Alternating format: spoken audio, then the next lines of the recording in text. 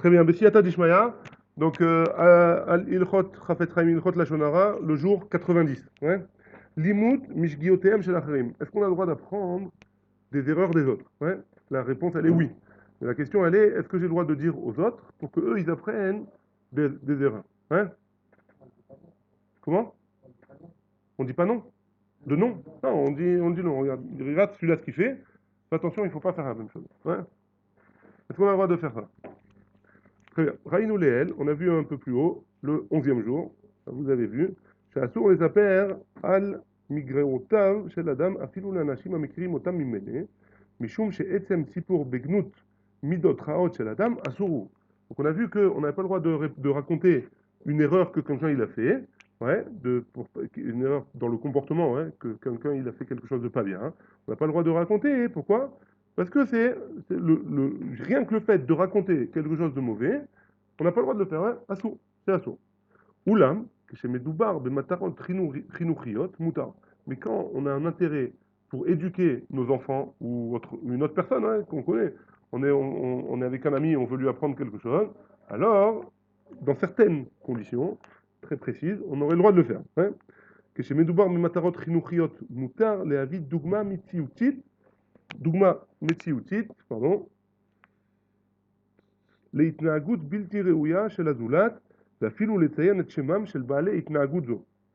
On a le droit, dans certaines conditions, de donner un exemple qui est existant, hein, un exemple mouchachi, un exemple vrai qui a eu lieu, même en donnant les noms des personnes, pour éduquer nos enfants. Bitnaï, à condition, chez Amaazinim, que ceux qui vont écouter, Makirim Gvar et Itnaagutam Shel Otam Anashim. Ils connaissent ces personnes et ils savent que c'est des choses qu'ils font. Ouais. Mais ils n'ont pas tiré les conclusions nécessaires. Donc, est-ce que moi j'ai le droit d'aider une personne à tirer les conclusions d'un acte? Oui, j'ai le droit. Ouais. À condition que les personnes à qui je raconte, elles connaissent déjà les faits. השימוש בדוגמאות מעשיות יכול לסייע בהעברת המסר יותר מאשר דיון מושפט בלבד. Des fois, de raconter une histoire ou de raconter un cas qui s'est passé ou de voir quelque chose, une action, ça donne plus de force au chinour que juste d'expliquer un cas théorique. Ouais. De raconter un cas qui s'est passé vraiment, c'est plus métier outil, ça donne plus de force. Kaan naaset askarat agnai leshem toelet. Et donc, de rappeler cette mauvaise chose-là, ça a une utilité. Ve'alken en ba mishum lashonara. Et donc, il n'y a pas de problème de lashonara. Leficha, mutar leaskir orach chaim shel yehudi she'eno shomer mitzvot le matara chinuchit. J'ai le droit de dire, de raconter à mes enfants ou à quelqu'un d'autre pour l'éduquer que cette personne-là, elle n'est pas chomeret les Torah ou les mitzvot. Ouais. כדי להדגיש פגם בהתנהגותו ואת תוצאותיה. Pour montrer le pgam, comment on dit le pgam, le défaut que ça peut engendrer chez la personne et toutes les conséquences hein, qui suivent. אף כי אי שמירתו את המצוות נובעת מתוך בורות וחוסר ידע. Même si la personne de qui je prends l'exemple, c'est pas qu'elle veut pas, elle est contre la Torah, ouais. Juste elle connaît pas, elle n'a jamais étudié. Ouais. Elle n'a jamais étudié c'est quoi Shabbat, elle n'a jamais étudié c'est quoi les Torah ou les Tfilin, elle n'a jamais étudié. Hein. Malgré tout, étant donné que si on voit par exemple que cette personne-là, elle est pas sûre d'elle, elle se recherche, elle est déprimée. Alors j'ai le droit de dire à mon fils, regarde cette personne-là, elle connaît pas les Torah ou les mitzvot, elle fait pas ça, elle connaît pas Kadosh Baruch Hu. Forcément, elle se pose des questions existentielles, elle sait pas vers qui se tourner.